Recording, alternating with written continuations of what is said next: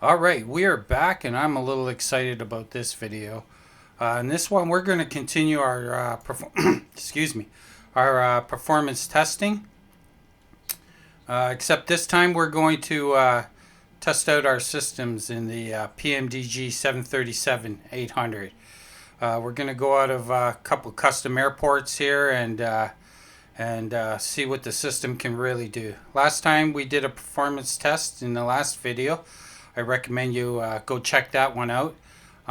We did it in a GA aircraft at a GA airport. So now we're going to kick it up a bit and see how she really does in an airliner. Alright, so let's get right on with it and not waste any time here. Okay, let me show you our flight that we're going to be doing here. Take you back over to our page here. As you can see, we're going to be flying from KBOS to CYYZ, Boston International to Toronto International. And we're going to be using the real weather. We'll check out that weather right now. So we got some pretty strong winds gusting 280 25 knots, gusting 36 knots. So we're going to have some pretty strong winds on our departure. A little bit of clouds scattered and broken at different levels here.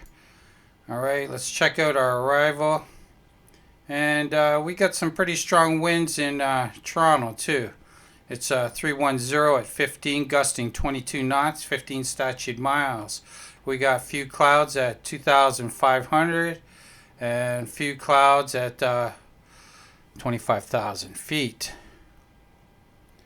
Alright. Okay, here's our airport. Today we're going to be departing on runway 27 here. Going to be arriving on 33 right at Toronto Pearson International.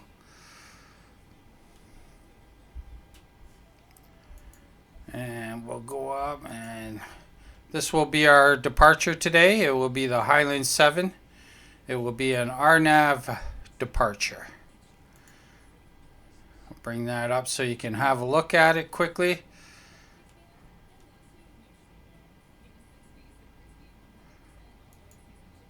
Alright, come on. There we go. You can see our aircraft is here. We'll be taking off, and that will be our departure right there, the Highland 7. Okay. Put it back on our airport for now.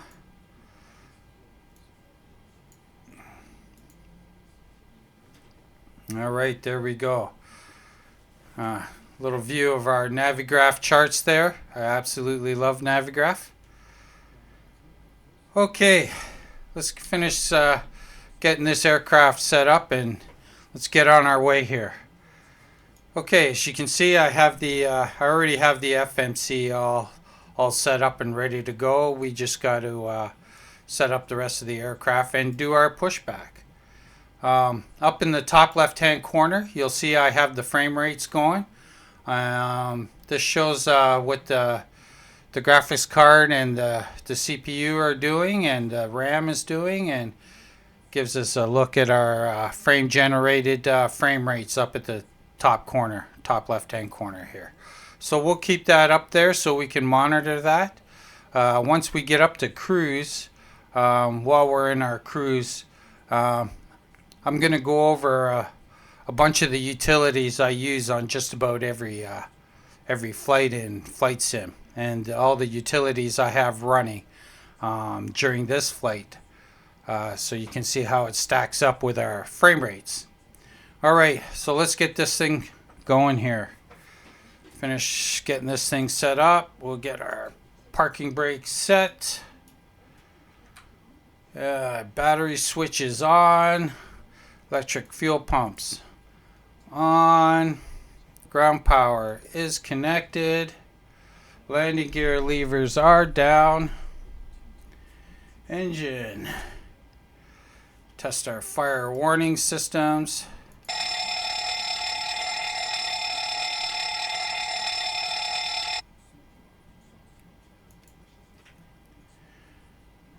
Fire warning system's good. Engines system's good. All right. Can turn on our position lights. We'll get our anti-collision lights on. And get our engine bleed switches on. IRS is set. Yaw damper on. Emergency exit lights armed. Seatbelt signs on. Flap levers up. Speed brake down. Window heat on. Probe heat is off. ACARS is on. Alright. Pre-flight checklist complete. Before start checks. FMC program checked. Flight directors on. Auto throttle is off. Check. Indicated airspeed. Alright, we'll set that. What do we want here? We want 144.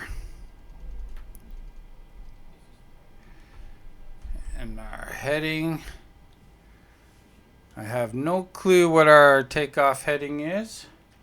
Let's go check that out. 272. Sorry, 272. And our initial climb out is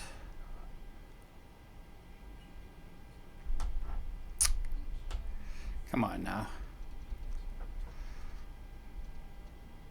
5,000 feet. Autopilot disengage is up. Alright, thrust levers idle. Stabilizer trim is set. I set that when I'm setting up my FMC. Auto brakes set to reject takeoff. APU on. APU bleed switch on. We'll set our cabin pressure. Only 25,000 feet today. And our landing altitude is 550 feet. Come down, check our transponder. And we can test that. Get our fuel pumps on while we wait for our APU. TCAS test pass. Waiting on our APU bus here.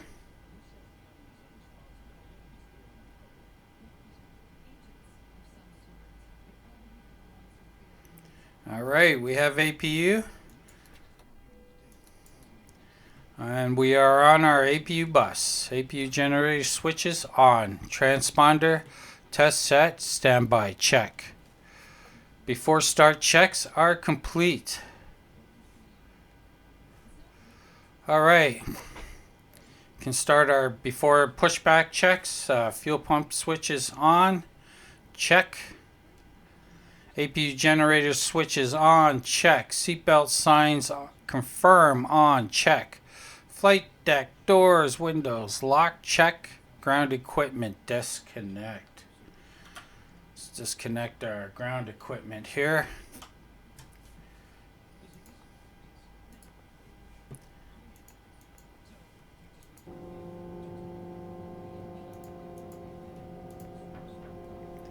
And our ground equipment is disconnected.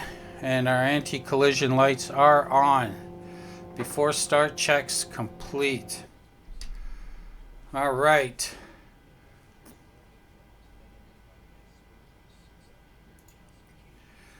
We can do our pushback. For the pushback, I use the pushback tool. See it here.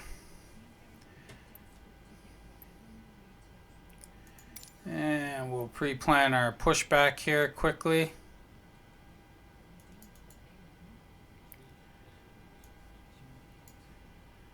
I just use this tool because it's the simplest. I'm not into the whole GSX thing. I don't want to spend so much time on the ground. I just like to get the plane set up and start flying. All right. That looks good there to me.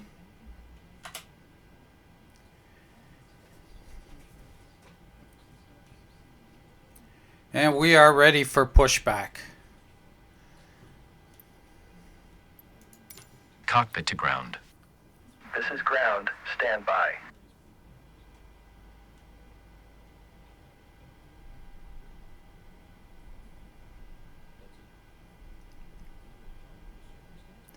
I just like this pushback tool a little better because it lets me put the aircraft right where I want it. I don't have to guess. With the PMDG pushback, I have to guess how far back the line is.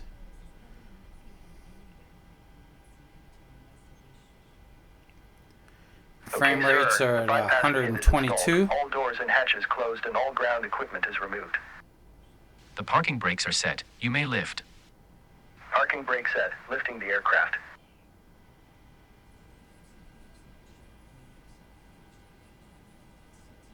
We are cleared for start and push. Okay, cleared for push start. Please release parking brake. Parking brakes are released. Commencing pushback. You can start the engines in sequence. It will start in the sequence. All right, starting the right and then left.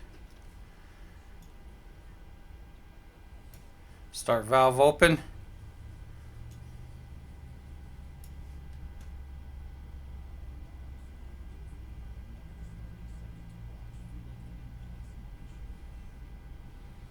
It's 20%. There's our fuel.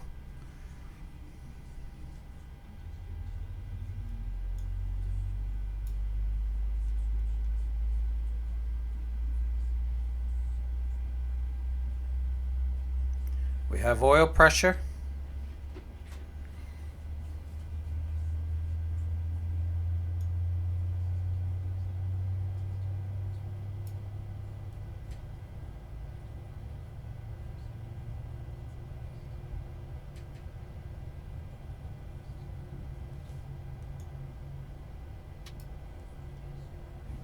Wait for the engines to settle.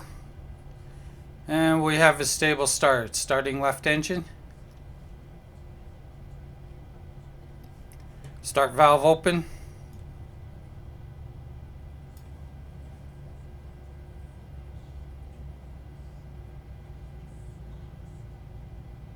Okay, pushback completed. Please set your parking brake. Parking brakes set. Parking brake set. Lowering aircraft. There's our fuel. Ground. You may disconnect. Okay, sir. Cleared to disconnect. Pin has been removed. See you at the side. Have a good flight. We Holding have oil position pressure. waiting for the visual. Thank you and goodbye.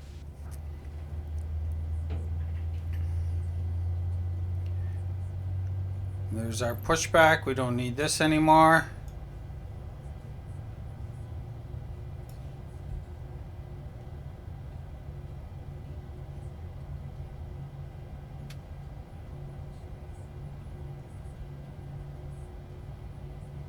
All right, we got a good start.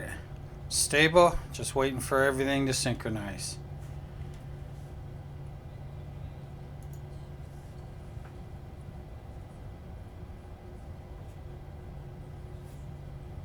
And we are stable. 2 good starts. All right. After start checklist. Engine generator switches on. Check. APU bleed switch off. Check. APU off. Check. Probe heat switches on. Master caution recall. Checked and clear. Checked and clear. All right. engine and wing anti-ice. We will turn those on. Our temps are pretty cold today. Pack switches on auto. Isolation valve, auto. Taxi clearance obtained. We're not using ATC today or traffic, so we're good there. Transponder TA RA mode. Set our transponder to mode C. All right. After start checklist complete. Can do our taxi checks. Parking brake is set. Taxi lights on. Runway turn lights on. Flaps set. We're using flaps 5 for takeoff today. Our flaps are set. And we'll test our flight controls here. Full left, good. Full right, good. Full back, neutral. Full forward, neutral. Full left rudder, neutral. Full right rudder, neutral. Controls free and clear. Taxi checks complete. All right. We're ready to head out to runway 27. Let's take a peek, see how we're going to get there. All right. Guess we'll taxi across Kilo here. And we'll taxi up Mike to Charlie and across Charlie to Delta. And we'll taxi up to Delta 1. All right. Now we know where we're going. We can go. Bring our power up to 40%. Get us rolling here.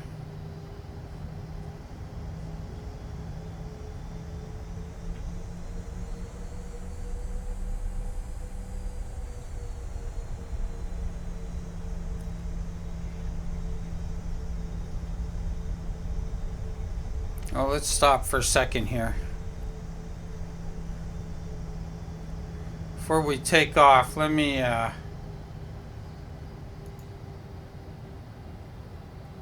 just get the Tobii eye tracker going here.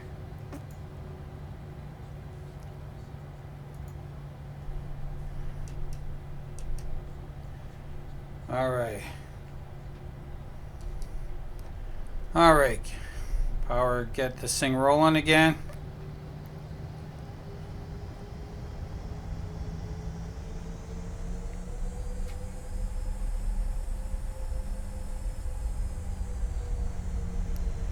I like to use the Tobii eye tracker for my taxi.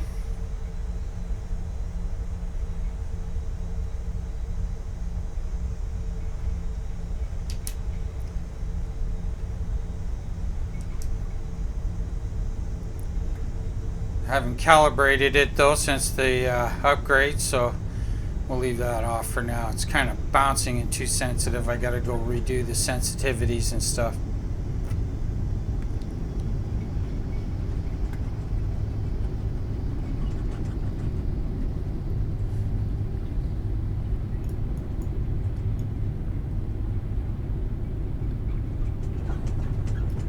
Whoop, whoop, whoop. Straight across here. We're going to hang a left here. On Mike.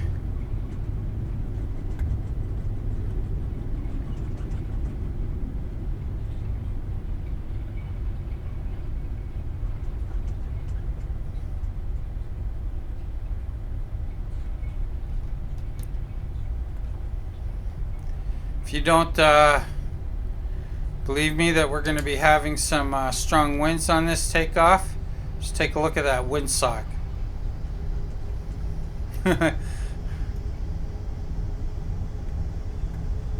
Okay, we're going to want our next right.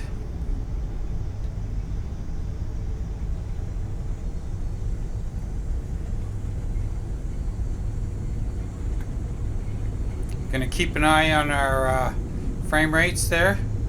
Going to keep an eye on the scenery too. I'm going to look for stuttering and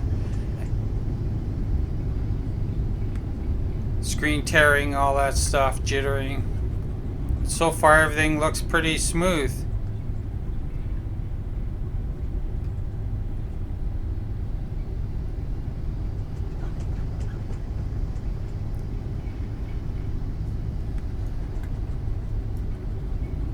Whoa.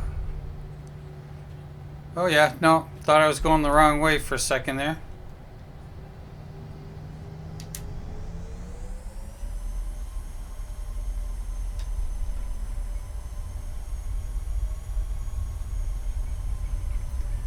Too busy checking out the performance, not paying attention to where I'm going here.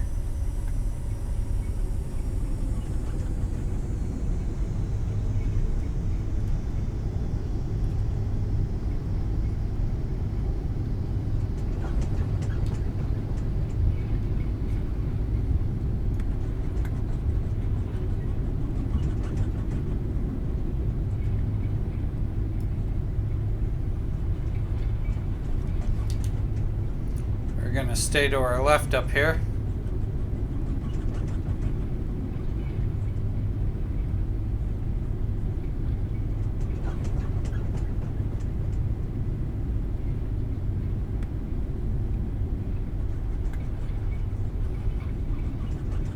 On Delta.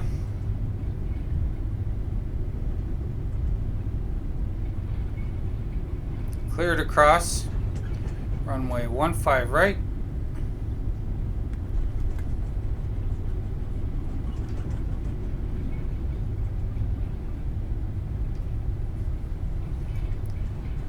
See, the water's looking a little choppy over there. Got some wave action happening.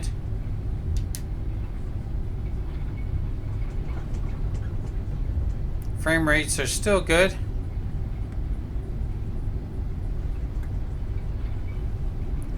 Let's bring up the sim value rates and see what we got going on here. Well, we'll get about 51, 52 frames per second going here. Right on the edge of our main thread limit.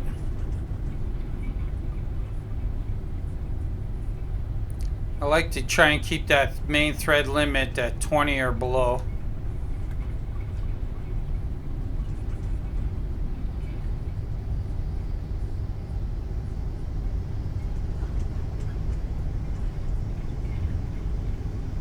See that water rolling. Some pretty good waves going.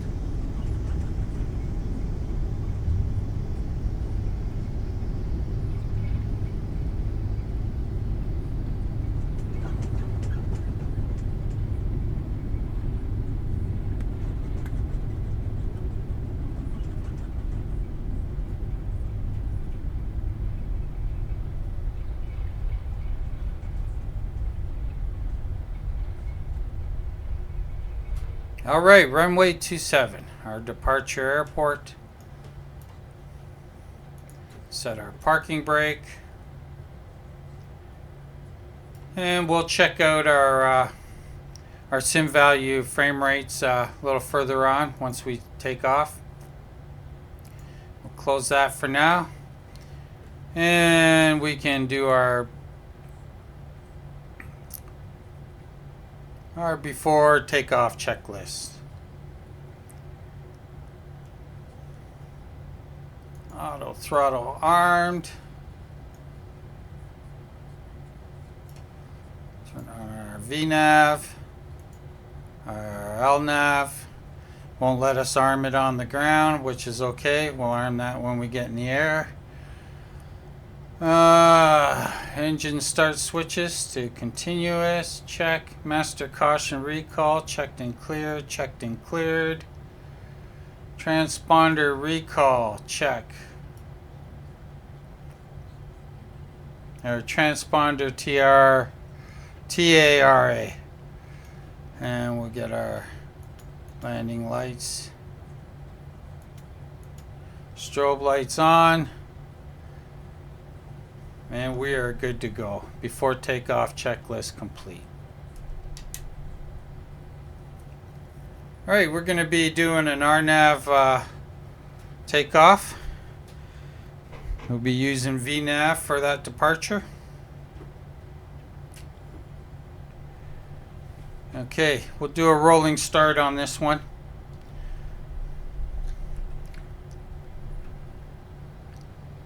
Gonna power up to 40% here. Release our parking brakes.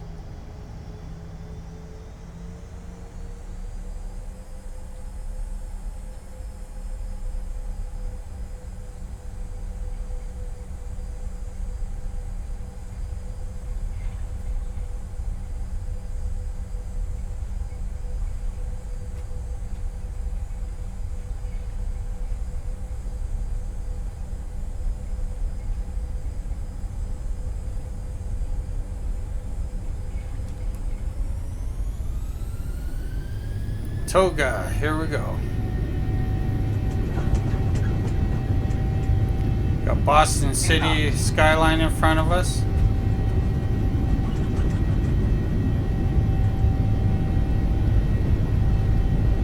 V1, rotate.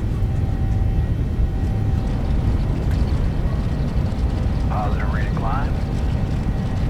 Oh yeah. Boy, do we ever have wind.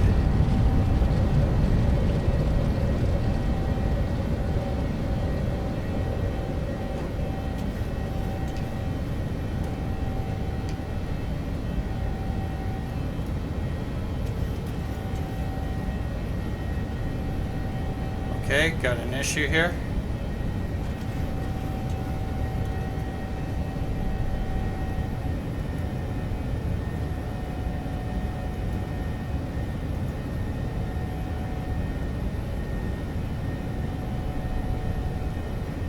Our flaps 2.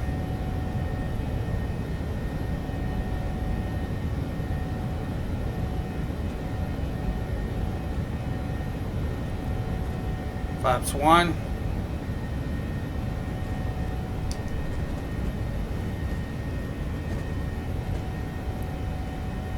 And our flaps up. Clean up the aircraft a bit.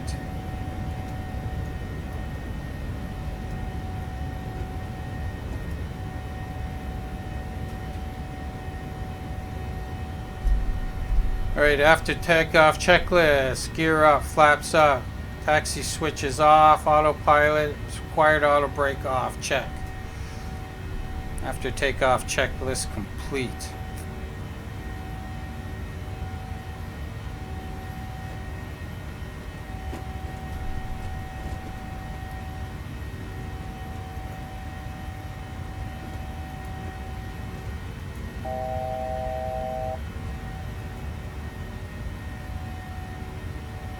Hate it when it does that. It's got this bug. Just checking, we're on our departure here. I don't even see our aircraft on the chart, and then it flips off again. That's a bug in this stupid thing. Oh, there's our aircraft. All right.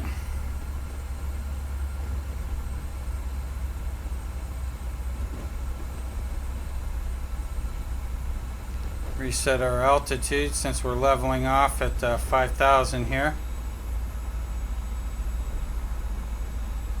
Gonna bring it right up to 25,000. And we'll continue our climb.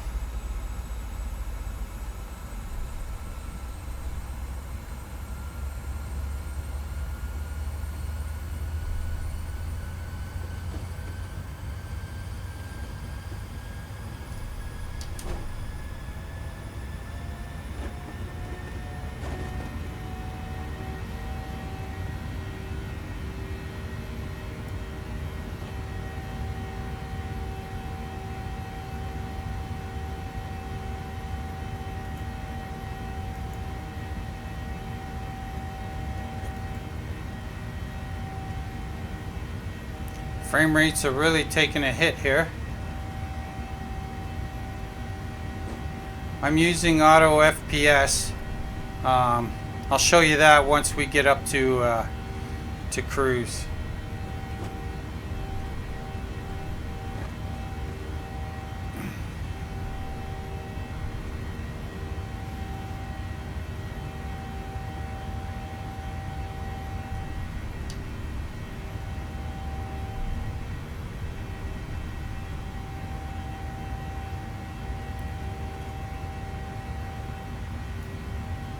Finish cleaning up the rest of the aircraft here. We're coming up on 10,000 feet. I'm going to switch it over to Econ right here on our FMC. There comes there's our Econ. Execute. See our speed bug jumped up to our cost index speed now. And there's our speed climbing. Now we're above 10,000 feet. Continue flying our departure here. And we're doing good. Just fly it out to Highland. Let's take a look on the outside.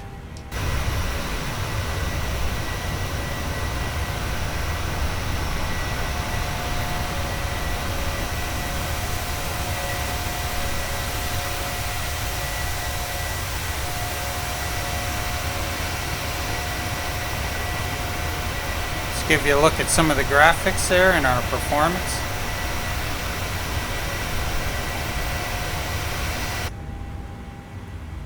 Okay, get back in the aircraft here, 11,000 feet. Looks good. Our pressure is climbing good, cabin temp's good. We'll warm it up just a little bit and we'll get that on.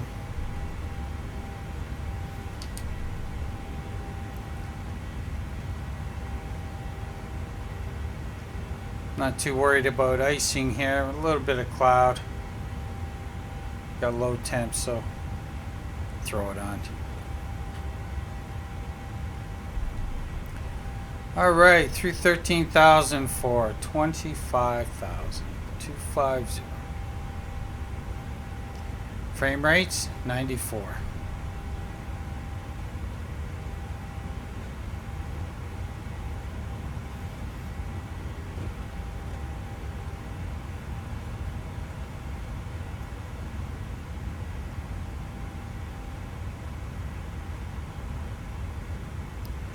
As you can see, the graphics in the cockpit are pretty good. Little jittery as we move around, but that's mostly because I'm recording. When I'm not recording, it's usually pretty buttery smooth. But give you a look at some of the detail in the cockpit here.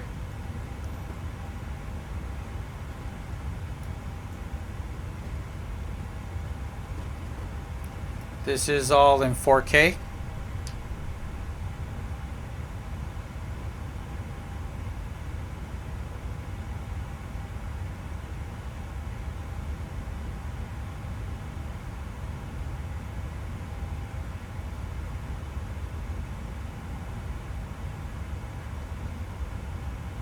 Yeah, once we get up to cruise here and get settled in our cruise, I'll go over all the utilities I use when I'm flying in Microsoft Flight Simulator.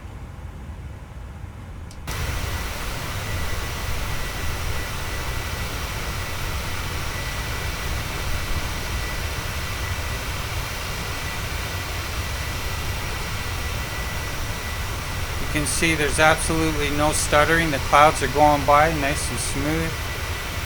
They look good. Clouds are on ultra right now.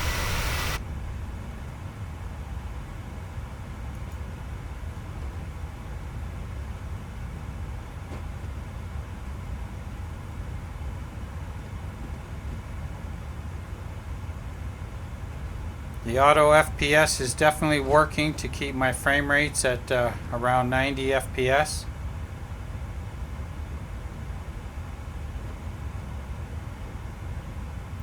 It adjusts my TLOD and my OLOD.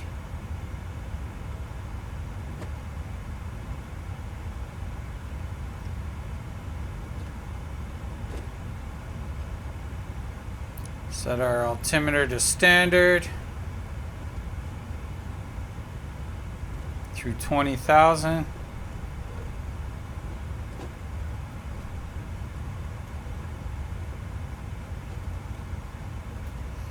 And we're leaving our departure so we can move it over to our home page.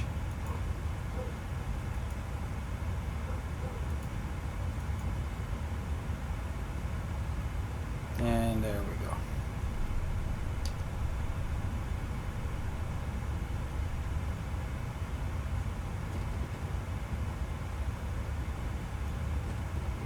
You can see the graphics look absolutely fantastic. Just loving it. I knew I would be getting a little bit better performance and stuff with the new upgrades, but yeah, this is much better than I expected.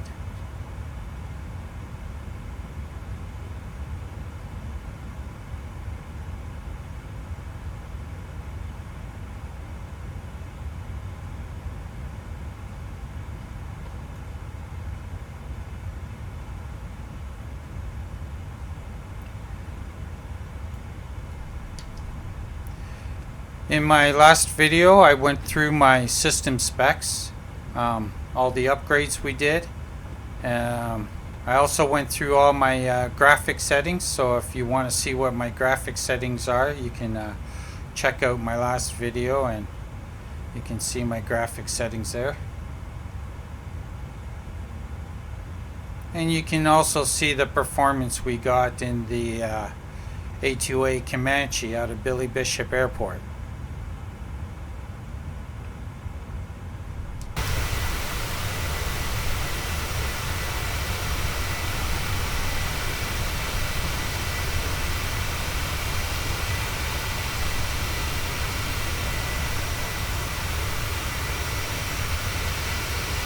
Looks awesome.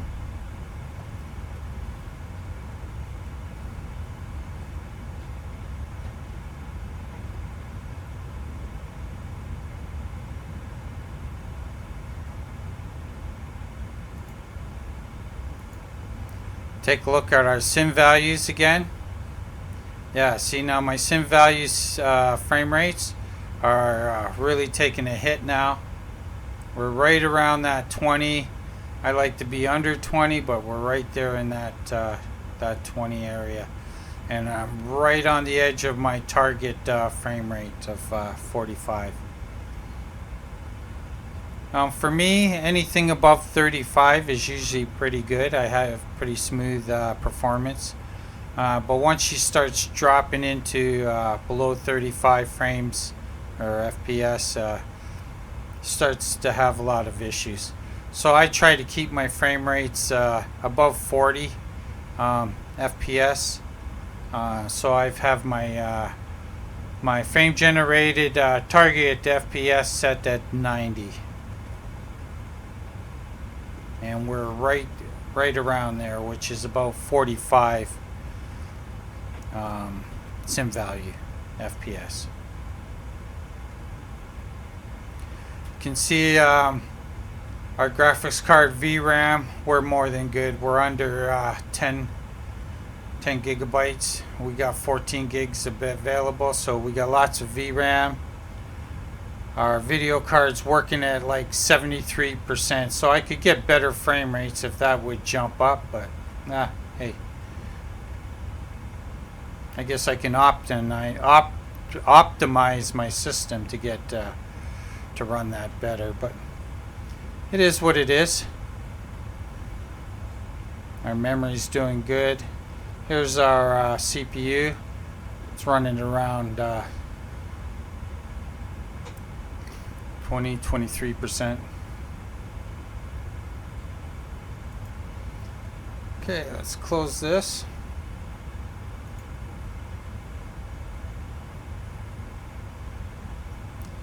Okay, we are level at cruise. Let's check, make sure everything's good. Go up the top. Cabin pressure is good. Cabin temps are good. We're good. We're good.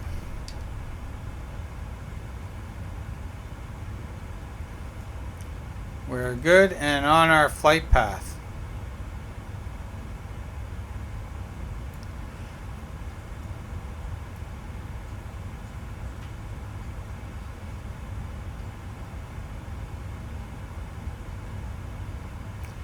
Alright, now that we're stable in our cruise, let's go over all the stuff I have running also, which all counts as part of this test, because everything you have running in the background is going to affect your FPS for sure.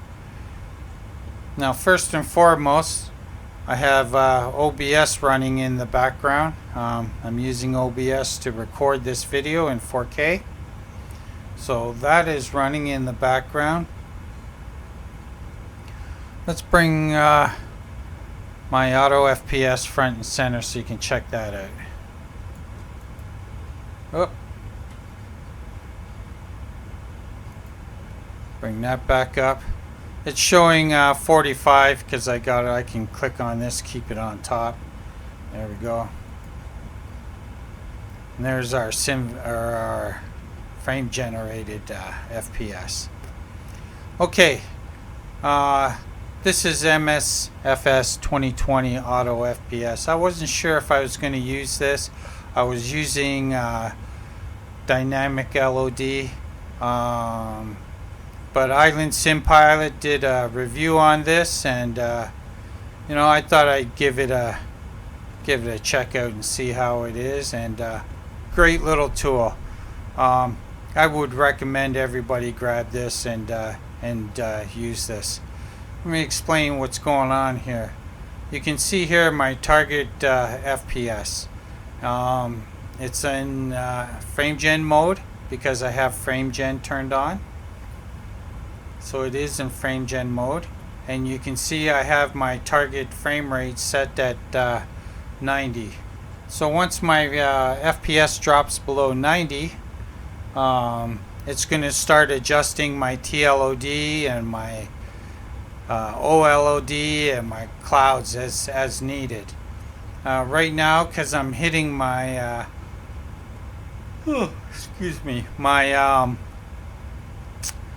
my target frame rates, my TLOD and my OLOD are where I have them set.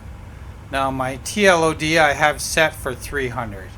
I could set it on 400, but to tell you the truth, there is a frame rate hit between 300 and 400, and I personally can't see much of a difference in the graphics quality between 300 and 400. So I just leave it set on 300. And when my frame rates drop below 90, it'll start to slowly, by increments of 5, reduce my TLOD, so I can meet my my frame rate. So it usually keeps my frames pretty stable around the 90, even when I'm getting bad. And my OLOD, I have it set the opposite way around. On the ground it's 200, and then once I'm at altitude it drops down to 20. And you can see my bases and my tops for minimums. So great little tool. Island Sim Pilot does a whole review on this, and it goes through it all and explains it in detail. If you want to go check that out. So that's one of the utilities I use on just about every flight. Well, I do use this on every flight, whether it's GA or whether it's airliners. This just keeps my frame rate stable right where I want them, around that 90 FPS. And as you can look around, everything is pretty smooth. Okay, so that's auto FPS. Put that back over on my other screen. Okay, another tool I have running here. Right there. It's showing my information there, but ignore that. This is FS Realistic. I use this on almost every flight too. The one aircraft I do not use FS Realistic on is the A2A Comanche, because it's perfect just the way it is. It doesn't need this by any means. But for the airliners, yeah, FS Realistic is great. That's what all this bouncing and jittering is, and sounds, and yeah. So I use FS Realistic. The profile I use is just one I downloaded from the cloud, checking it out, and yeah. And the FS Realistic, it uses up some frame rates too, a little bit, not much, but a little bit. So put that over there.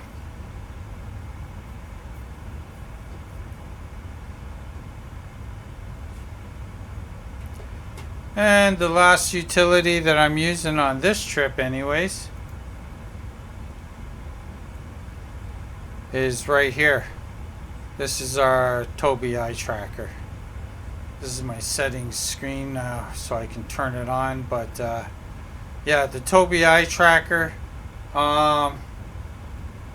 it's okay. I like it. I use it a lot in general aviation. I don't use it a whole lot in the airliners, mostly when I'm taxiing and stuff like that. But it has its moments. There's times when it's good. There's times where it drives me nuts. It kind of has the same effect that VR has on me sometimes. After a while of using it, I start to get bug-eyed, and you know how you get that lightheaded, nauseous feeling when you're using. Some people get when they use VR. Yeah, I get that sometimes when I'm using this for a long time. But in GA flying, I use it quite a bit actually.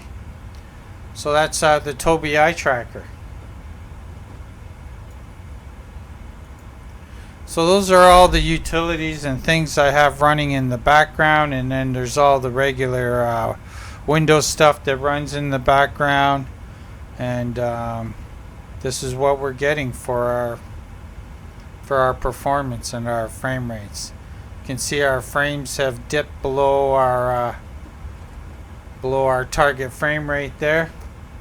And when I look over to the auto FPS, it has started to adjust my TLOD to try and keep me around that 90 FPS. It's dropped my TLOD down to 285.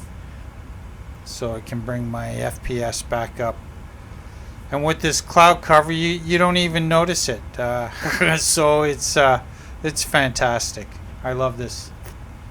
Just keeps your frames, your FPS is nice and stable. Okay, we have 221 nautical miles to go on this trip. I wasn't gonna edit out all the whole cruise flight to make this shorter. I figure I keep this a full-length trip, full-length video. Keep the editing to a minimum so we can see how these frame rates are changing with the weather and the cloud conditions and stuff. Let's take a look outside. Yeah, heavy overcast frame. That's why our frame rates are taking such a hit. But on the outside, we're still getting over 100 FPS. And scrolling around, you can see still looks nice and smooth. Clouds are going by nice and smooth, no stuttering. So we're getting good performance.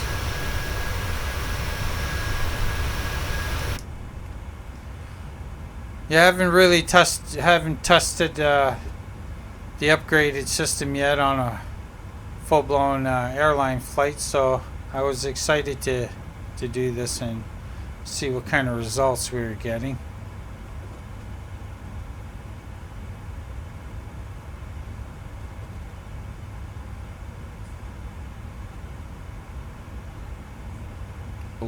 our target there again.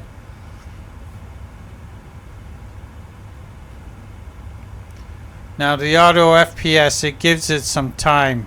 It doesn't just switch out like instantly. It gives it a little little time, the FPS to settle in at at an area, at a certain FPS, so it's not bouncing up and down all the time, constantly changing your LODs.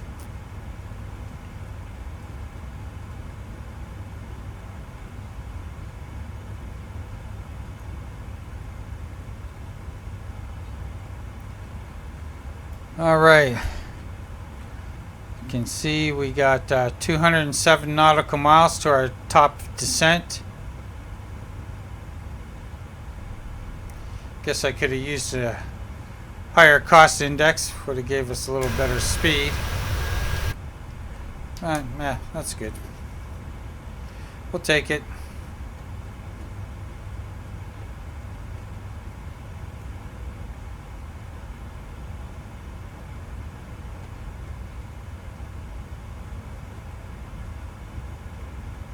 Yeah, everything's nice and buttery smooth.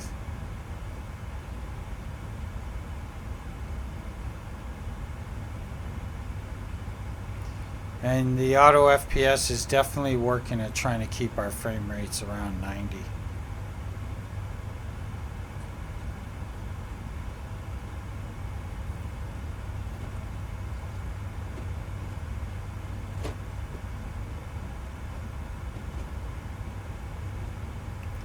So yeah, I just love this frame gen. I was running frame gen when I was running my 3080 RTX. I used the frame gen mod to be able to access the frame gen. But now that I'm on the 4080, the frame gen is native to the 40 series RTX cards. So I don't have to use any mods or anything like that to turn on frame gen.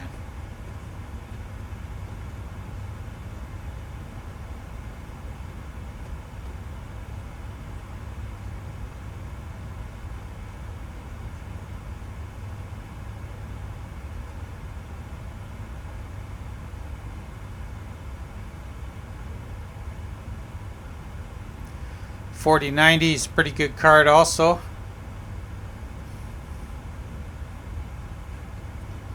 But the 4090 is going to run you considerably more than a 4080.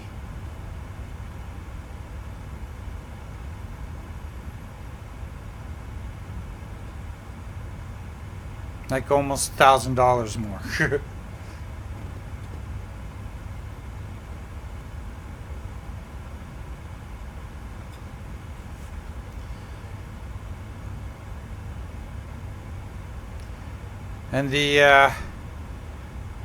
And the 4080 wasn't that cheap a card either, to say the least. NVIDIA is definitely sticking it to the gaming community, for sure.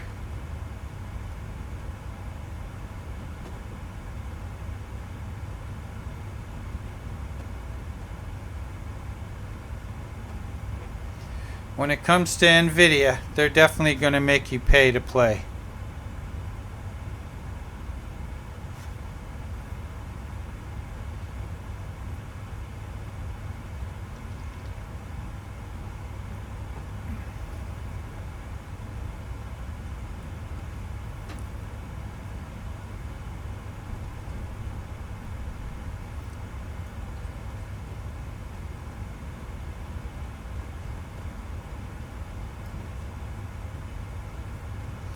Now, when I'm not recording and stuff, I usually, a lot of times I'll have FSTL running for traffic. That's what I use for my traffic injection. It's pretty good. Gives me all the different liveries and stuff, and it's pretty good. But I'm not gonna lie, I am seriously anticipating the release of Beyond ATC. as far as I'm concerned, I think that program's going to be a game changer. And now with their new pricing model that they released, I think almost every serious flight simmer out there is gonna be owning a copy of Beyond ATC.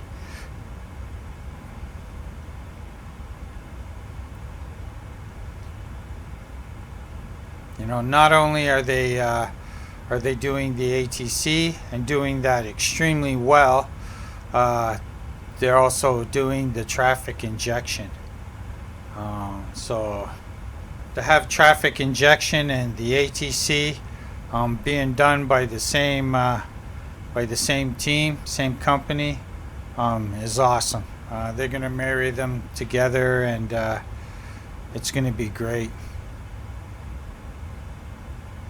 And the Beyond ATC traffic injection is going to have minimal impacts on frame rates. From what they're saying, we'll have to test that and see. But I have no reason to believe that it's not going to be that way. Considering Beyond ATC is now going to be controlling all the traffic. So they've totally designed the traffic injection. They totally designed the control of the traffic injection. They're not just generating the traffic and throwing it to the flight simulator, which is great. And the ATC, yeah, I can't wait for this program. Can't wait.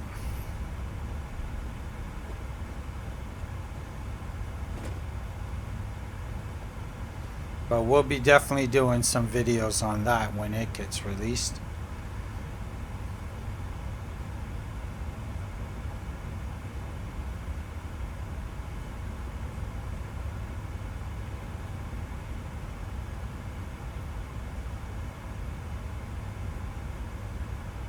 And I will definitely be using some of those premium voices. Just awesome. Sounds great.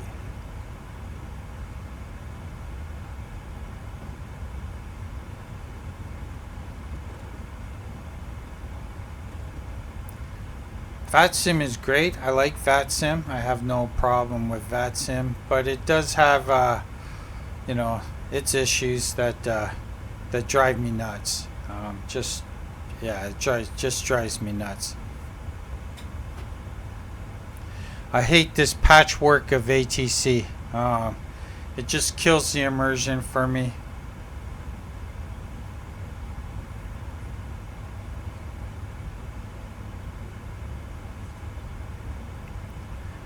I'm just used to having ATC there.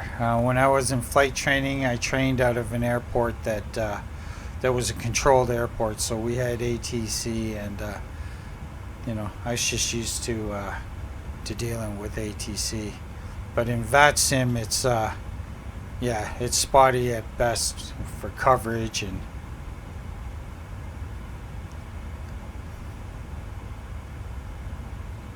you know, when I have to contact departure for clearance and taxi, and just drives me nuts.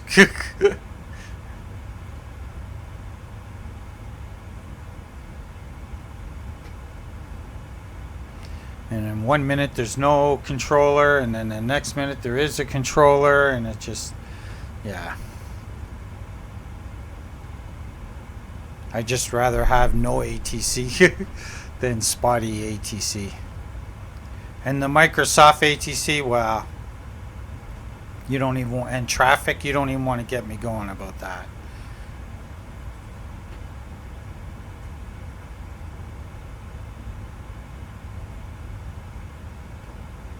And as you can see, I don't even have those turned on.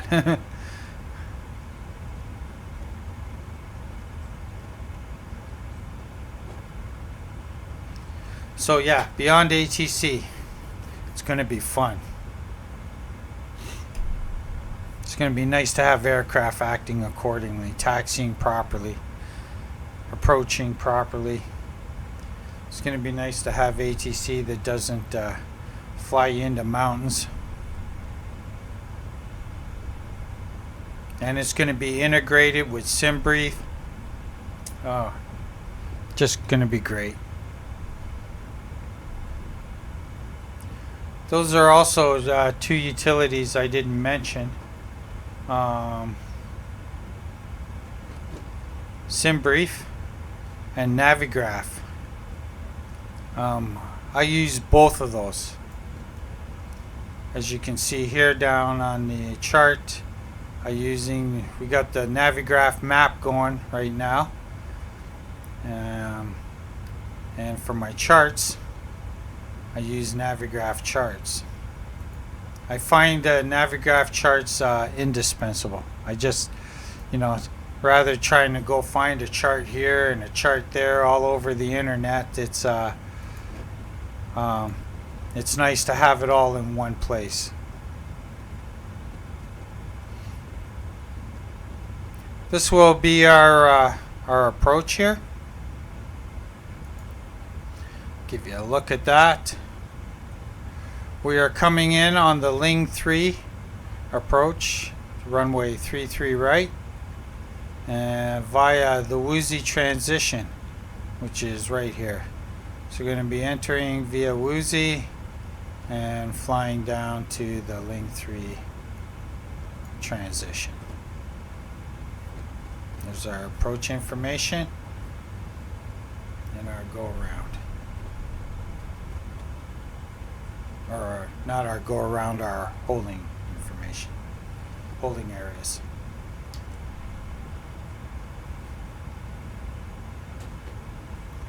Navigraph charts, another awesome game-changing tool for flight sim. If you're not using Navigraph, I would highly recommend it.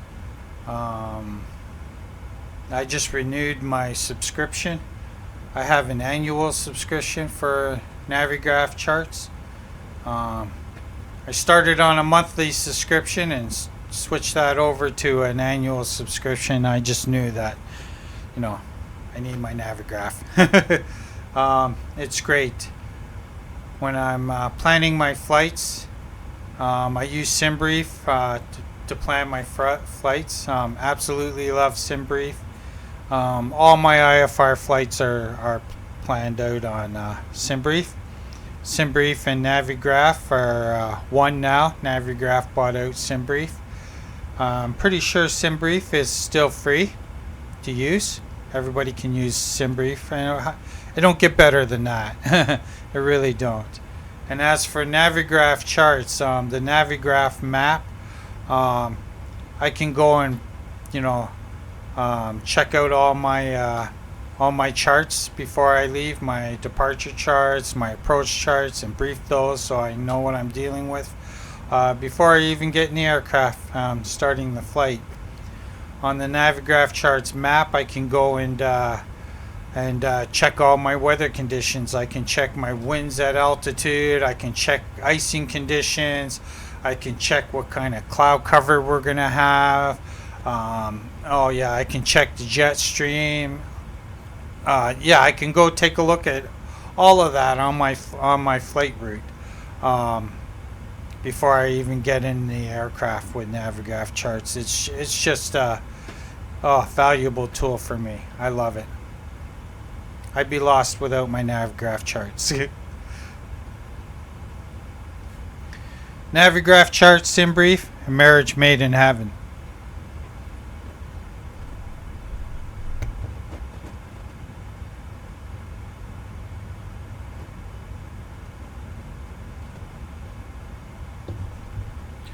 Oh, excuse me there, had a cough.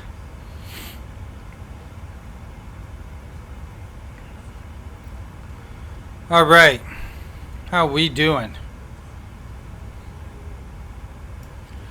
Come back to our approach in a minute.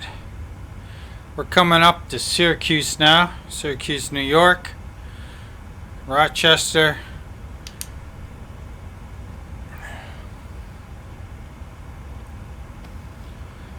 We'll be approaching Toronto by way of Niagara Falls there, flying over Niagara. in Lake Ontario for a straight-in approach to runway 33.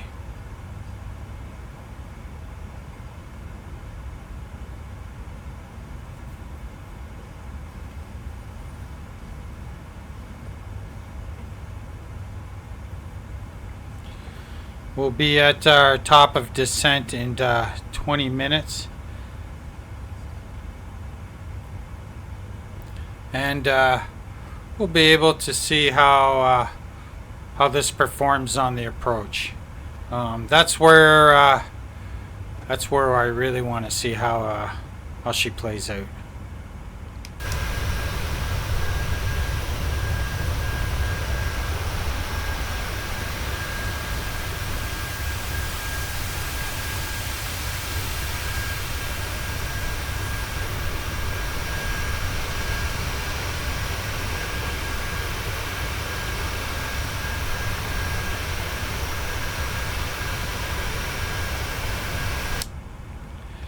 So our cloud cover is clearing up. Some clear skies up ahead.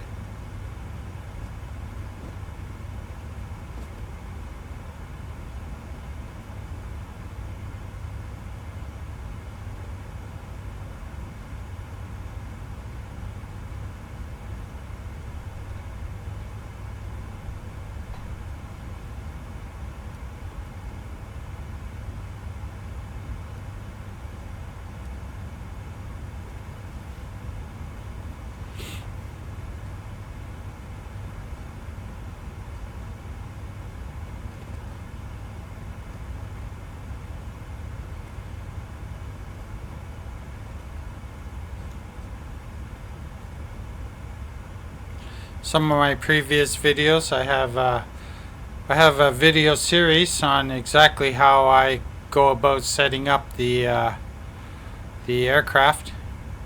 If you're interested in that and want to see how I set up my FMC and stuff.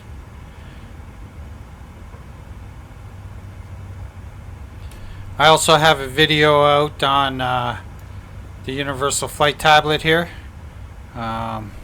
And how I use that to set up my FMC. That's a great little tool. I was glad when PMDG released that. And then right shortly after they integrated it with the FMC. So now we can import via the Universal Flight Bag. We can import our flight plan, our Simbury flight data into our FMC now. Before I had to go and do that all manually.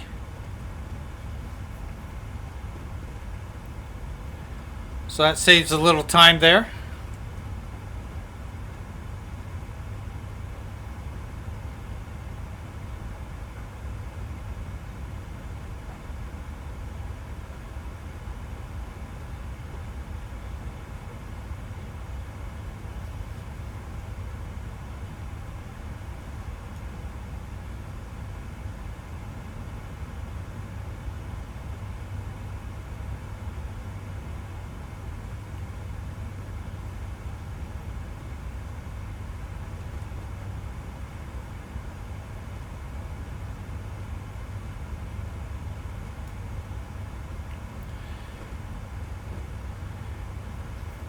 Yeah, I used to have my flight sim in 1440p, and I thought I was 100% satisfied with that. I said that was good enough for me. It's not going to be that much difference going from 4K 1440 to 4K, and, you know, wasn't in a big hurry to jump on the 4K bandwagon, but oh yeah, I'm shocked. What a difference. Now that I've experienced flight sim in 4K, yeah, I don't want to go back. I'm liking the 4K world.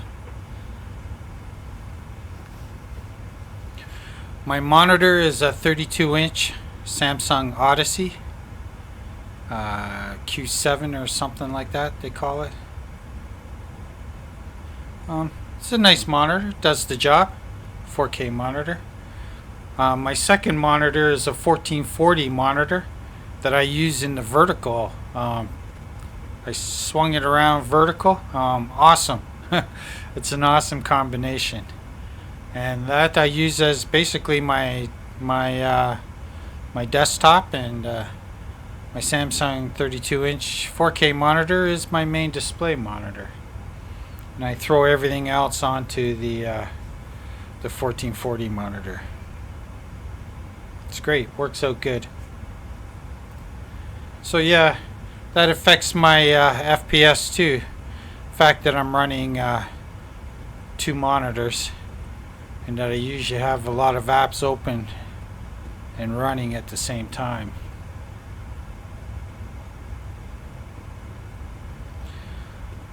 So yeah, that AMD 7900X 3D does its job well at multitasking.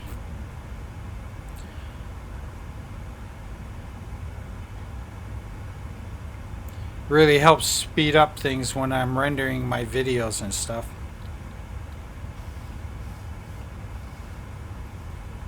You're editing and rendering videos. Yeah, really good.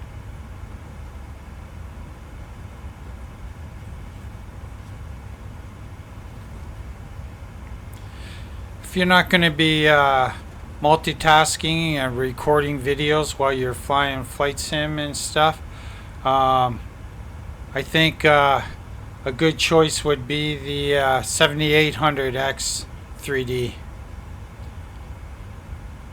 If I wasn't doing recording and stuff like that, that would have been our go-to choice. The only reason we went with the 7900X 3D is for the extra cores and stuff for when I'm recording and rendering videos and stuff.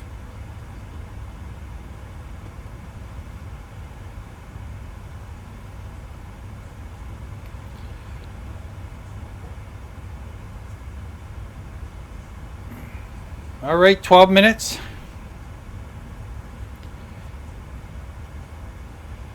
.75 nautical miles to our top of descent.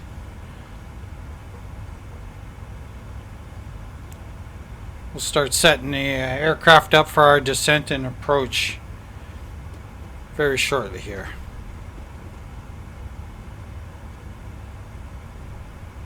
Give me 1 sec.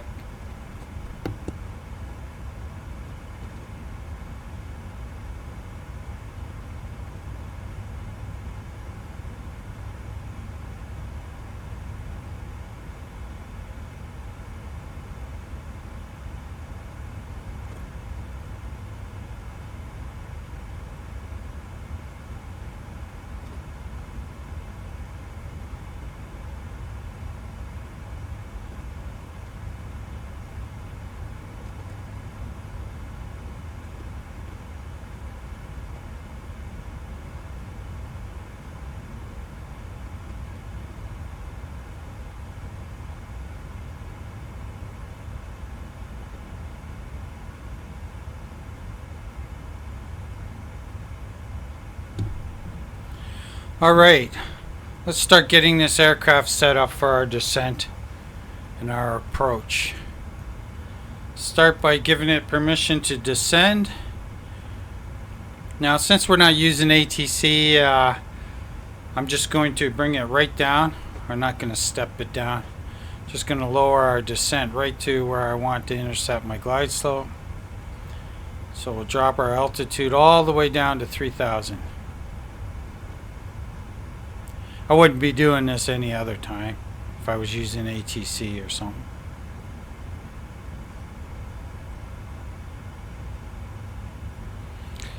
Alright, let's go set up our radios. A little hard to see with the sun glaring on it there.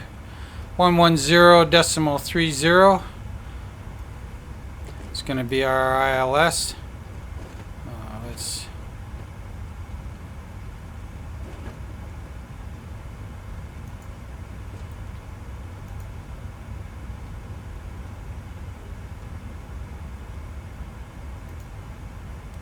Let's Got our nav radio set.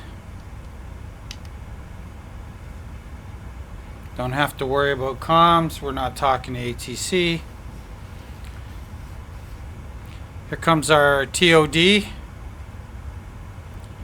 Top of descent on our display screen.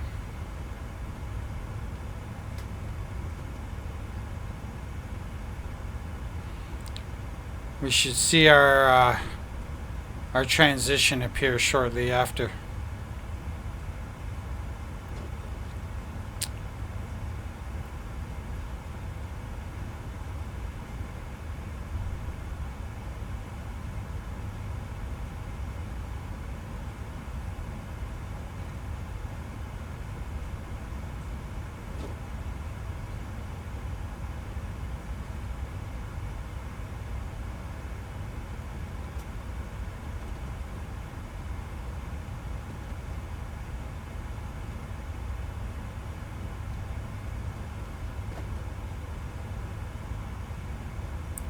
This whole flight, my frame rate stayed in the 90s, just above my target frame rate.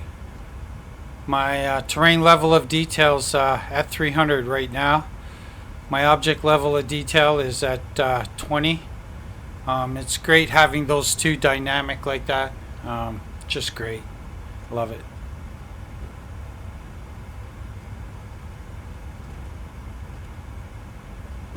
And it's been doing a great job of keeping my FPS right around my target area.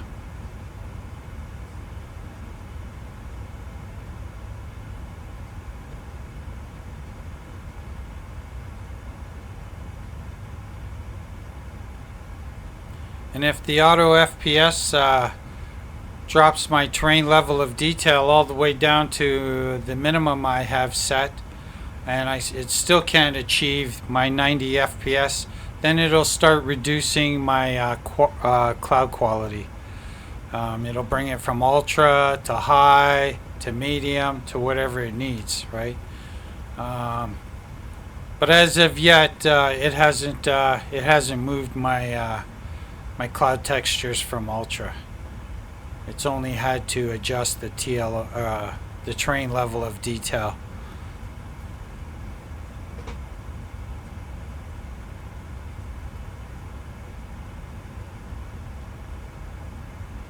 So yeah, auto FPS. I would highly recommend it for just a more smooth, stable FPS in your flight sim.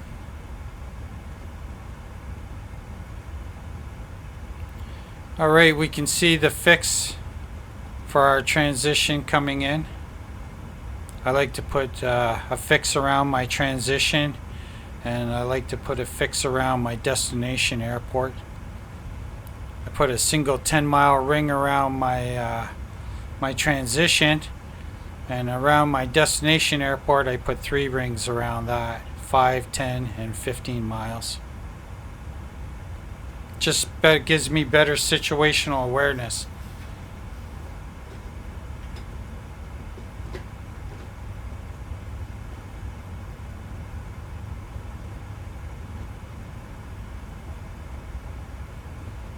Gives me a bright green visual cue. Use that when I'm setting my flaps and stuff.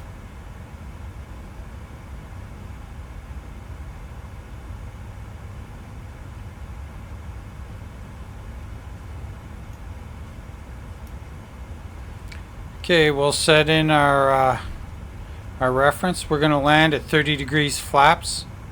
Landing speed's going to be 143 plus 5 for the wind. You might give it a little more than 5. Today's a blustery day. So we're going to reference that. We're going to click on that, copy it into our scratch pad, and we're going to enter it into our flapping speed here. Once we enter it here, we can see on our display, display PFD, you can see it, the reference there. Okay, we can set that back to our cruise. Those pages will switch automatic now to our descent page once we start our descent, which will be in about 30 miles, about 4 minutes.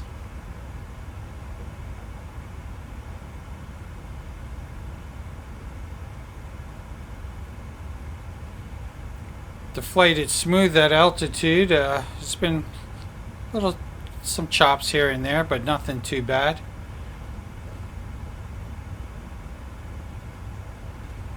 No drastic turbulence.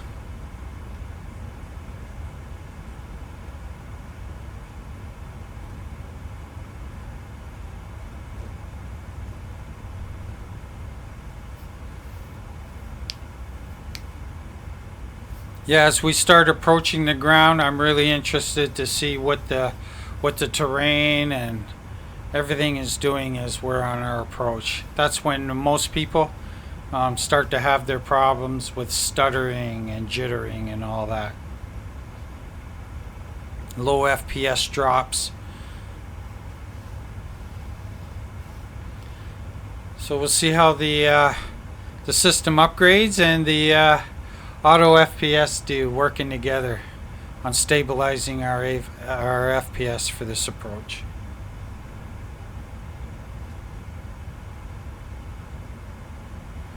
My Toronto Pearson scenery is a custom airport. I think it's a FlyTampa airport.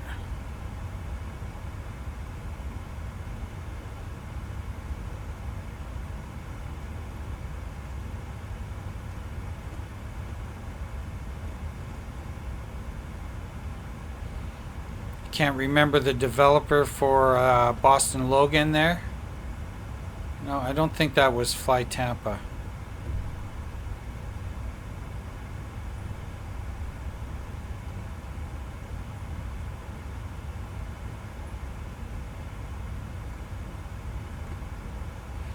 Both the Boston Logan scenery and the Toronto scenery are both excellent scenery packs.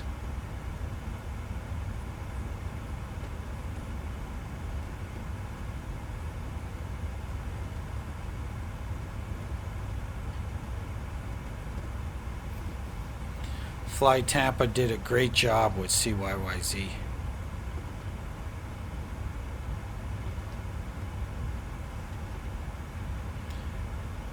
Okay, under 20 miles, 2 minutes to our top of descent.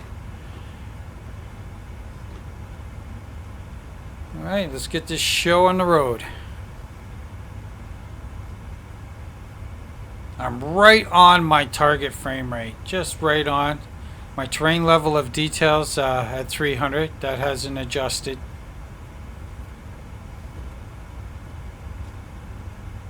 So I'm just right there on that target.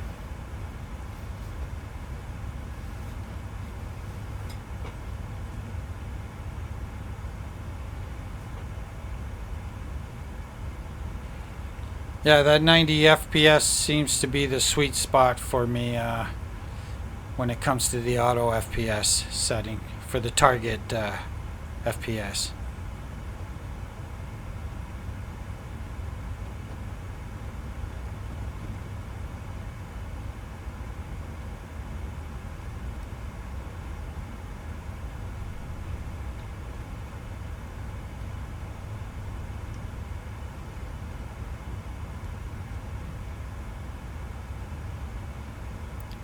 Okay, double check everything is good. Altitude is set. Radios are set. We're good.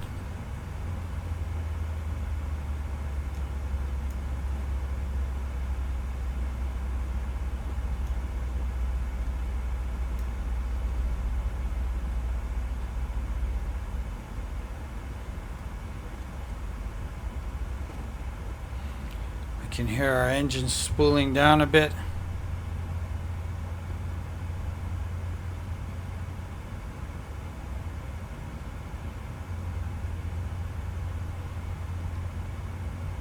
Once we reach our TOD, The aircraft starts descending. Our descent profile will show up here on the navigation screen, and it will also show up on our PFD.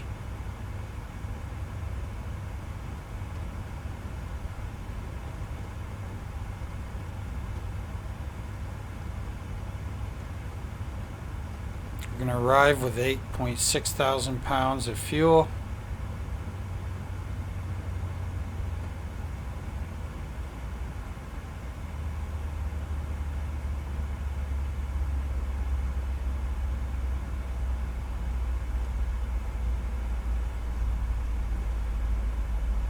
There's our descent profile, and we are descending. It's going to want some drag soon for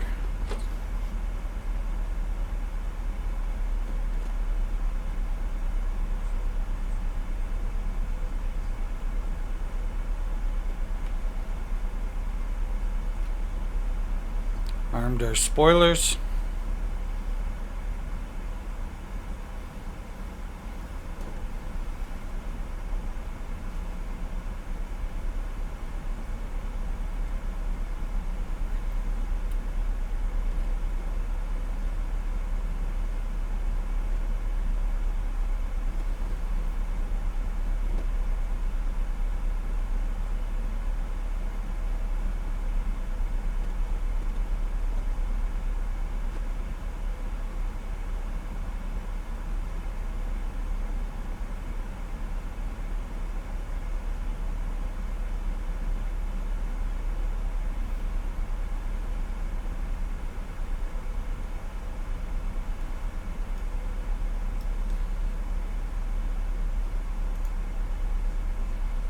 Back to our approach chart here. Our arrivals, haven't seen us yet, but once we enter our arrival, we'll see our aircraft there. Transition is still 20 miles out.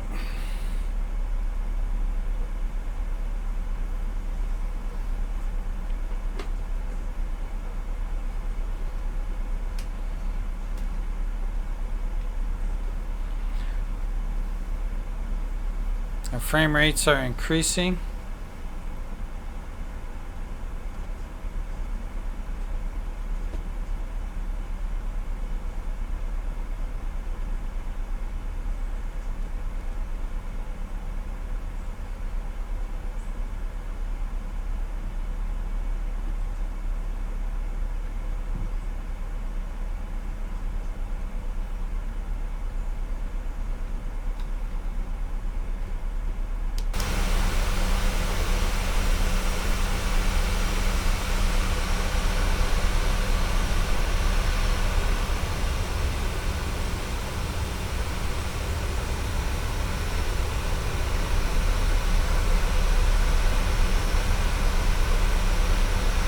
Hanging a right soon.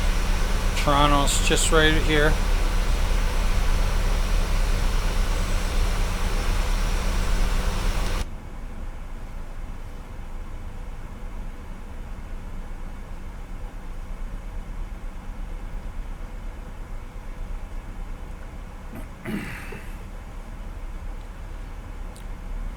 Approaching our transition altitude, crossing through 19,500.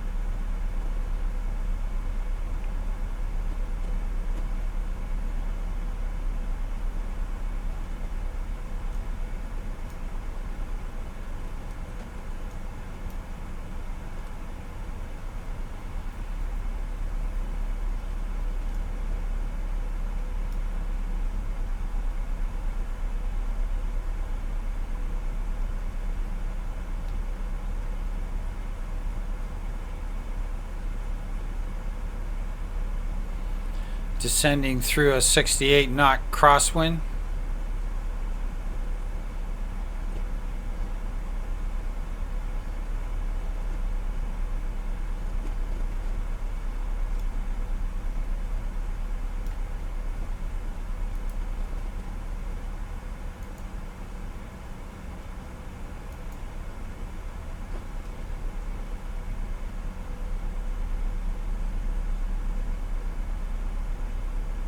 Just checking out our winds. 300 at 16 knots, 15 statute minus viz. And we got a few clouds.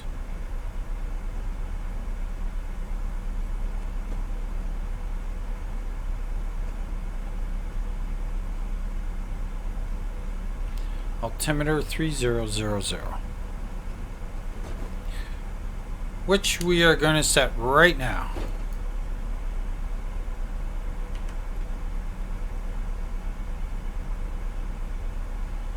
I have 3001.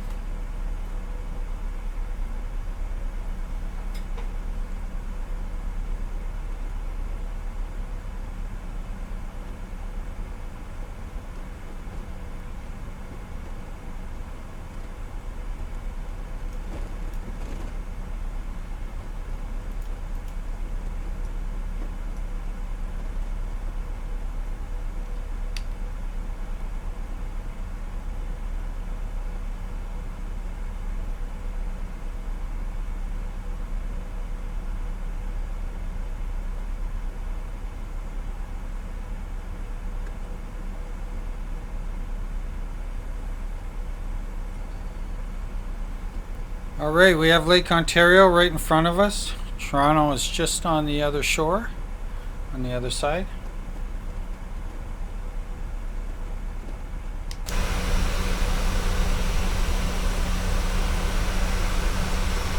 You can see at 300 the TLOD looks great.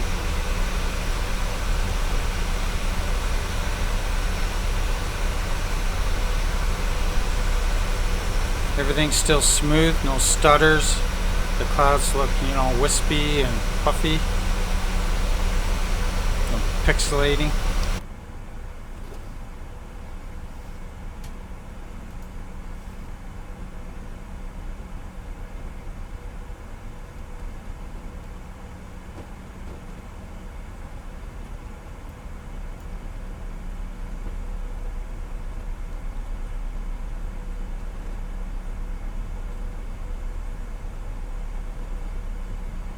Now, because my frame rates dropped below my target frame rate, my TLOD has lowered to 270 from 300 to 270 to bring my FPS back up to 90.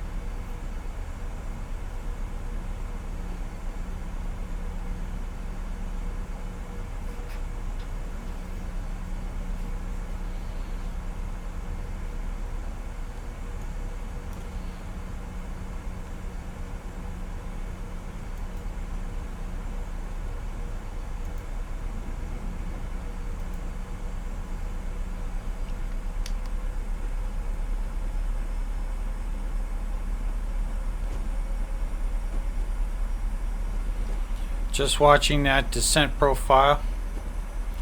The PMDG 737 can be a little slippy. Or I guess the 737 in general can be a little slippy on the descent, so you got to monitor that.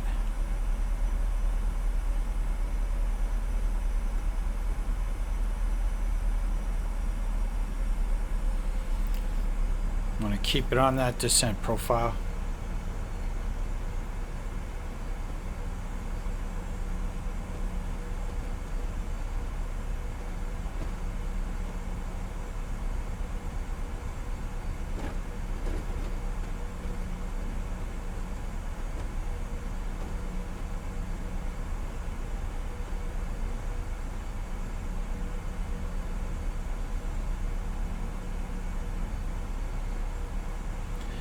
going to use the auto land for this this landing because I want to be concentrating on the scenery going by and stuff for stuttering, and want to keep an eye on my frame rates and stuff, so I'll use the auto land to help me do that.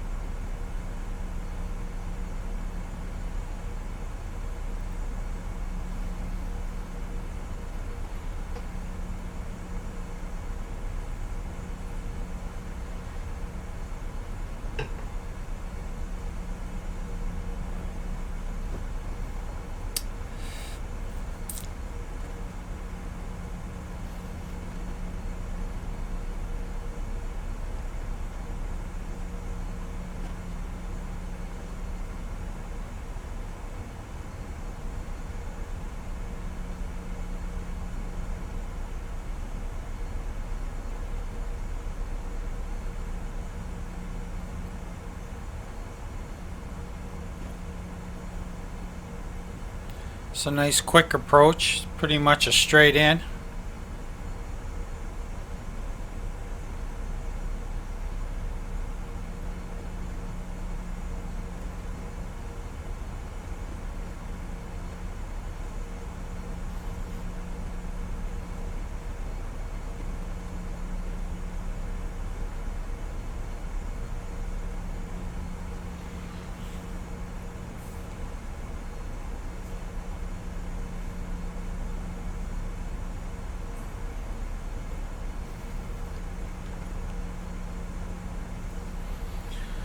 I'm expecting the frame rates to be pretty good over the water.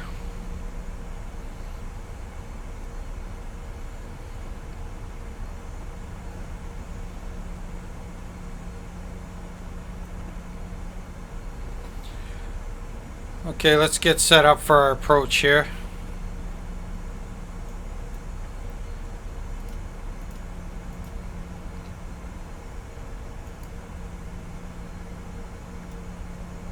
I'm only going to set my auto brake to 1. I want to taxi this one out. I want to roll out to the end of the runway on this one.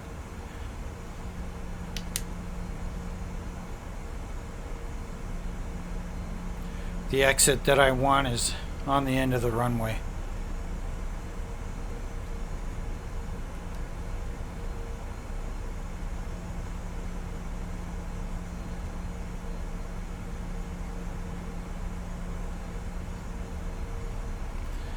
So minimum set, the radios, auto brake set, taxi, runway turn off light set, landing lights on, engines on continuous. We're good.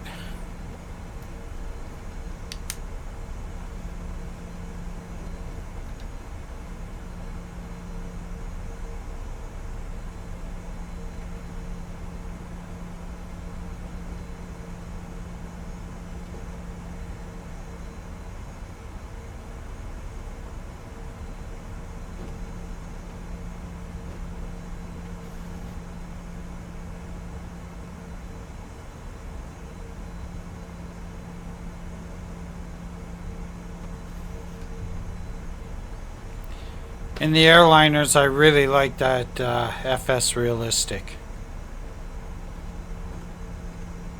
Just adds that little extra.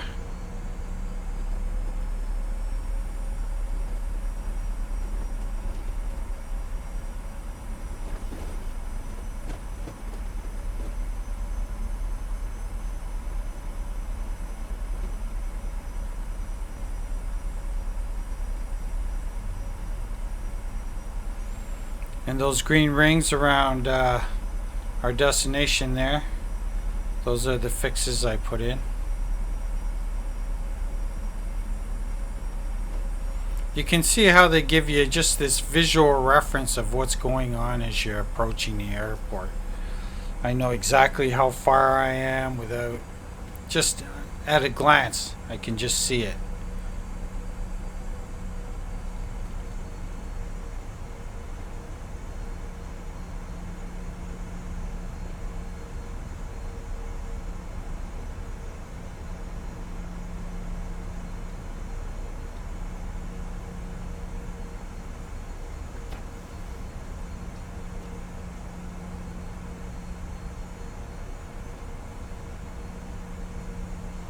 I learned that from real world airline pilots.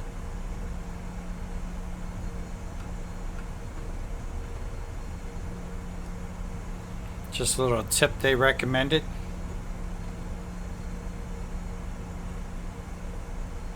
Just helps to improve situational awareness. You can start to see city skyline there through the haze, through the cloud.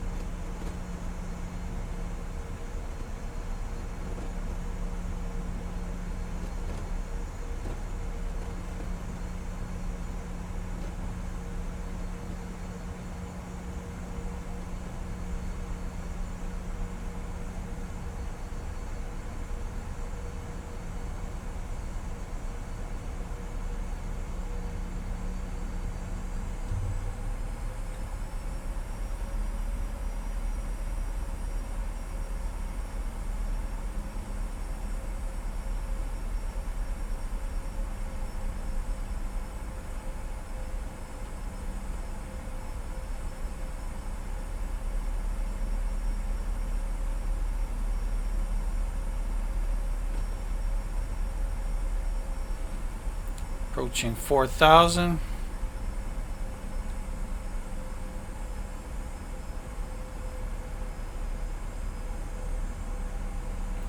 My OLOD is rising up to 200. It's at 155 right now.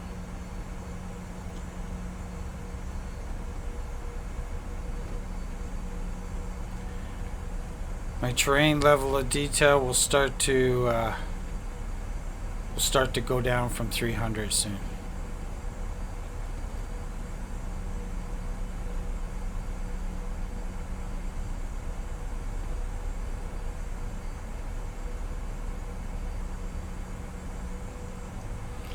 All right, let's drop flaps 1.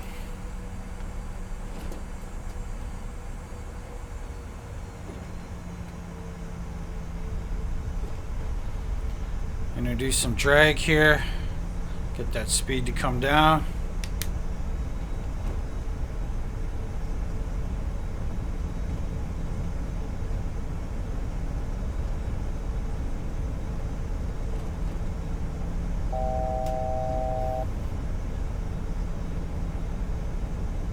Coming up on our 3,000 feet.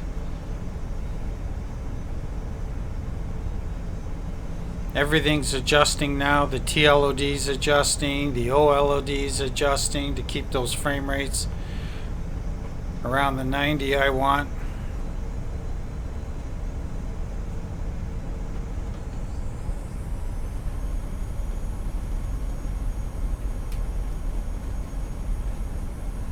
Let's go flaps 5.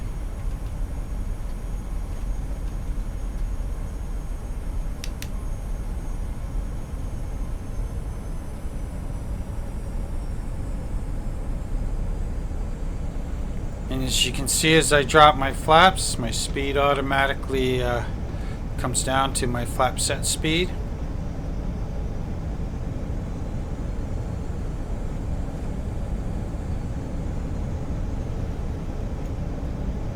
Our glide slope is active, so at this point we can activate our approach and our second autopilot.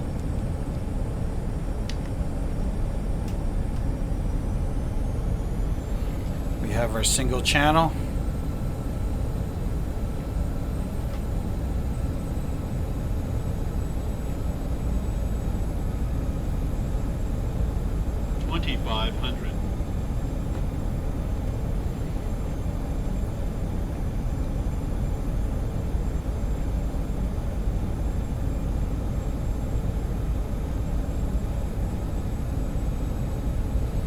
Got our runway in sight.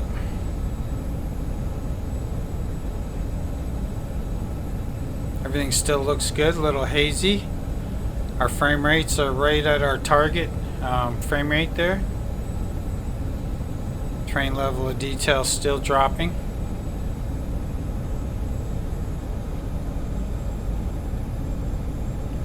can see as we're coming up on the shoreline here, everything's still smooth. Train's going by nice and smooth.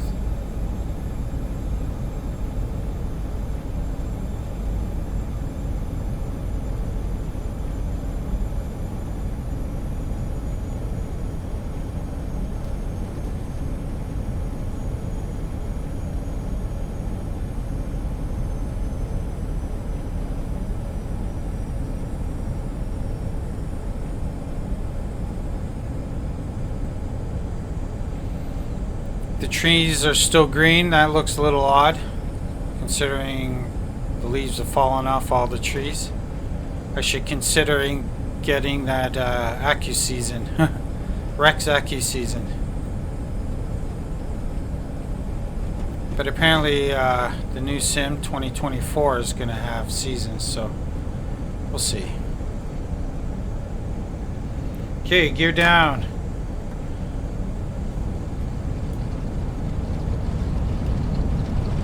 Flaps 15.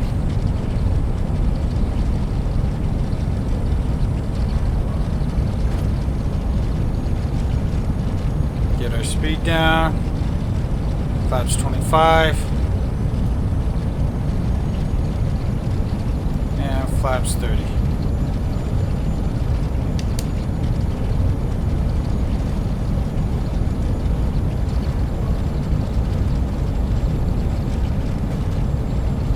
Just a little bit higher. 1,000. Our wind is pretty much on our nose. Slight crosswind, but nothing too serious. Should be a good approach speed. Okay, flap set. We got land 3.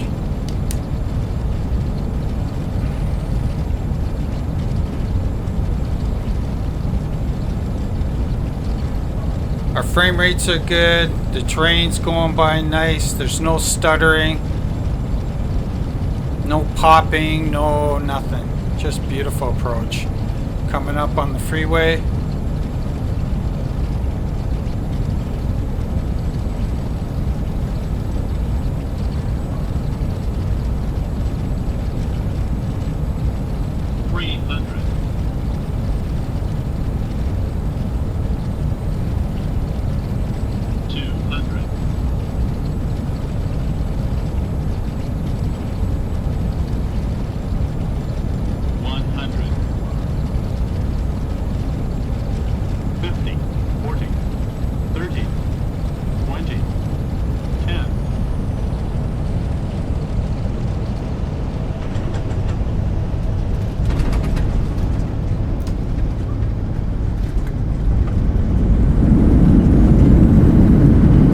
Slow it down too much here. I want to roll off to the end.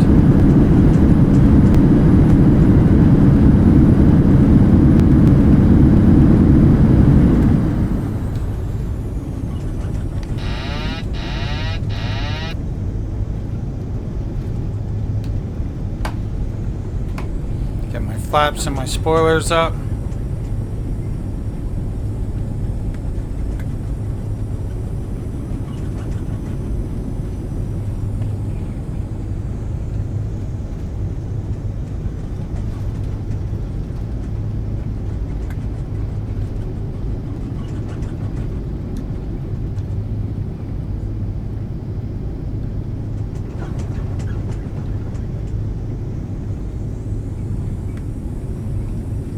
This saves me taxiing all through the airport.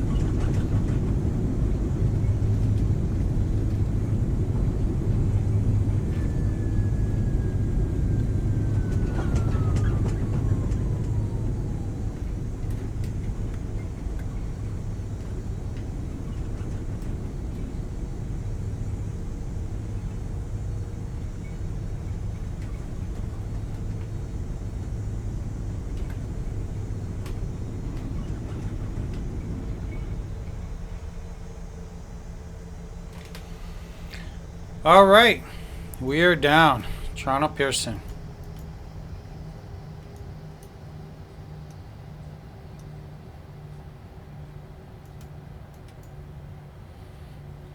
Flaps up, speed brake up.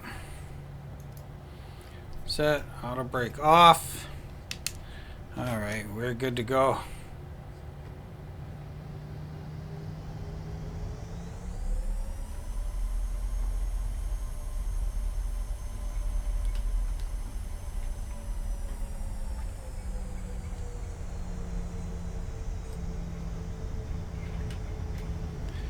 It's Fire Hall 2 right here.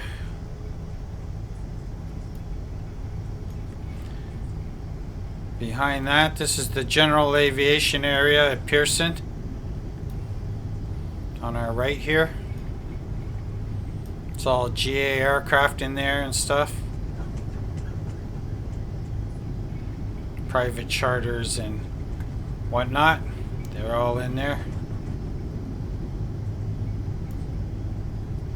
And that complex up ahead on our right is our destination. That's the FedEx terminal at Pearson International.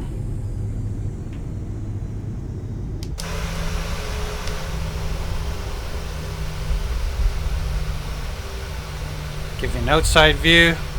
See the frame rates we got going on here.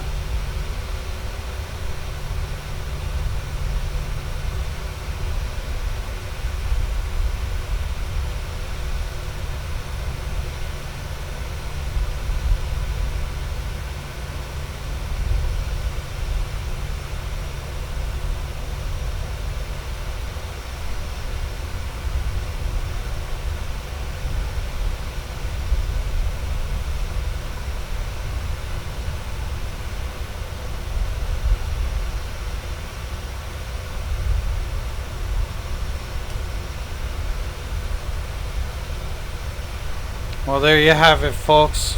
Complete flight, Boston to Toronto. It was pretty smooth, no stuttering. Decent frame rates. We were right on our target frame rate the whole time.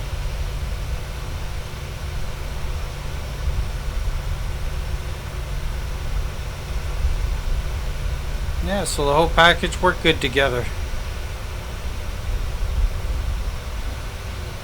So the FedEx facility.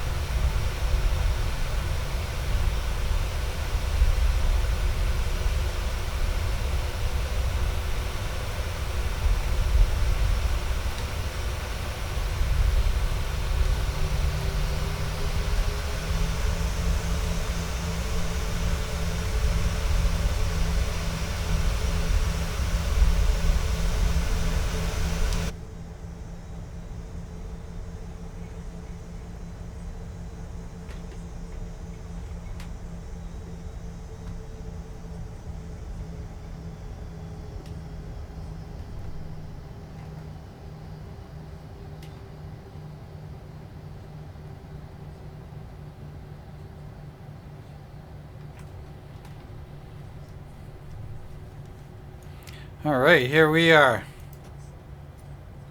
How do we do with our parking? Not too bad. Alright. Yeah, figures. Forgot to start my APU. I don't know if there's any point in doing that now. Let's just do it this way. Let's just do it this way.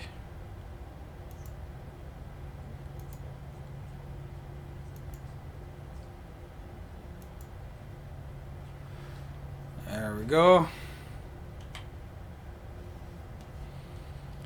Get our ground power.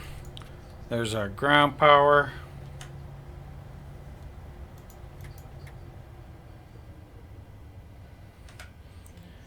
We can kill our engines. We can kill our lights.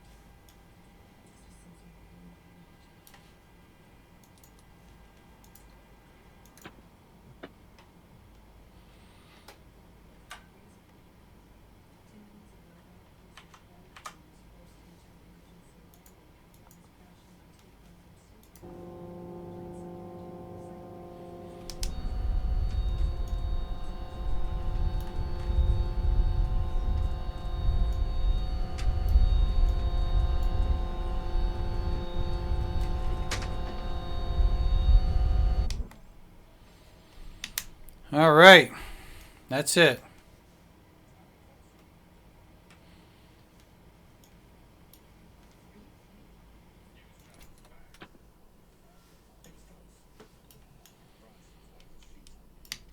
And we are back cold and dark.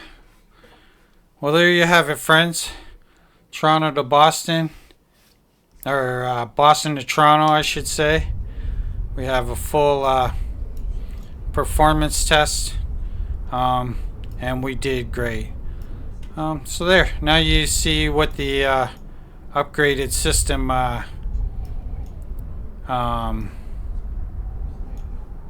it does with the airliners, PMDG 737. Alright, well, we'll leave it there for today, folks. I hope you enjoyed the video. I hope you got something out of this. Let me know in the comments if you're planning on upgrading your system and what kind of upgrades you're planning on. And if you are planning on upgrading your system, I hope this gave you some ideas of the performance you can have with these type of parts. Okay, until next time, stay safe, my friends, and keep the blue side up. We'll talk to you later.